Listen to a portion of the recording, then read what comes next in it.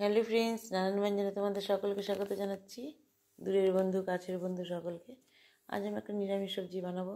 তো এখানে দেখো, এখানে আলুগুলোকে আমি লবণ হলুদ মাখিয়ে ভেজে নিলাম। তো আমি এতগুলো আলু দিয়ে রান্না করবো না, আর একটু অন্য জিনিস রান্না করব। তো এখান থেকে হাফটা নিয়ে নেব।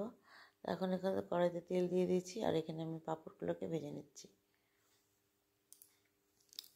তো পাঁপড়গুলোকে এখন দিয়ে দিচ্ছি তেলের মধ্যে। তেল গরম হয়ে গেছে।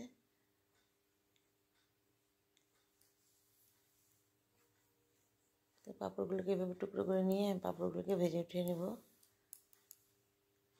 এখানে আমি 2-3টে পাঁপড় ভেজে নেব।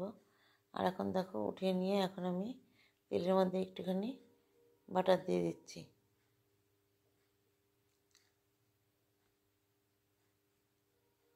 আর এখানে এলাচ, দারচিনি, তেজপাতা সব দিয়ে দিলাম। আর এখন এর মধ্যে জিরা ফোড়ন দিয়ে দিলাম। দিয়ে এখন কাঁচা লঙ্কার পেস্টটা দিয়ে দিলাম। কাঁচা লঙ্কার পেস্টটা দিয়ে এখন এর মধ্যে একটু আদার পেস্ট দিয়ে দিলাম, তাহলে সব একসঙ্গে ভেজে যাবে। আর এখন এখানে টমেটোর পেস্টও দিয়ে দিলাম। দিয়ে এখন এই সবগুলোকে মিশিয়ে নেব। আর এখন এর মধ্যে একটু লবণ আর হলুদ দিয়ে দেব।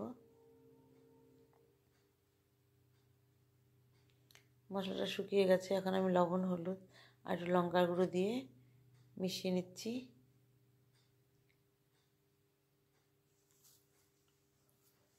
এইভাবে একটু ভাজা ভাজা করে নিয়ে এখন এখানে কাজু বাদাম আর কিশমিশের পেস্টটা দিয়ে দিলাম।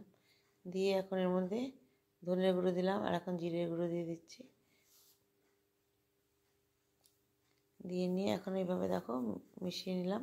আলুটা শুকনো শুকনো হয়ে গেছে। এখন এর মধ্যে আমি গরম জল দিয়ে দিলাম অল্প পরিমাণে। তো একটু ভালো করে ভাজা হয়ে গেলে পরে আমি আরেকটু গরম জল দিয়ে দেবো। এখন এর মধ্যে আমি একটু আলু দিয়ে দেবো, ভাজা আলুগুলোকে।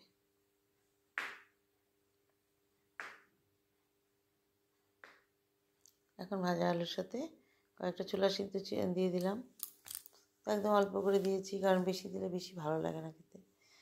এখন এর মধ্যে আর একটু গরম জল দিয়ে এখন এটাকে ফুটিয়ে নেব।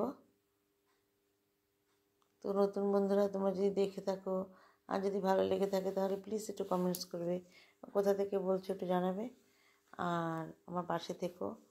আর এভাবে এখন দেখো আমি এখানে পাঁপড় ভাজাগুলো দিয়ে দিলাম। দিয়ে নিয়ে এখন এর মধ্যে আমি একটু মিশিয়ে দেব। মিশিয়ে নিয়ে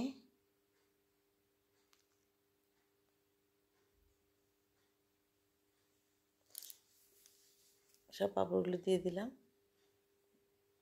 আর আমার পুরনো বন্ধুরা, তোমরা কিন্তু অবশ্যই পাশে থেকো।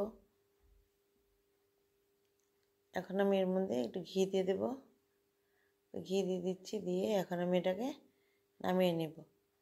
তো বন্ধুরা, তোমরা যেন সবাই ভালো থাকো এবং সুস্থ থাকো। এভাবে আমার রান্নাটা হয়ে গেল। আর আমার পাশে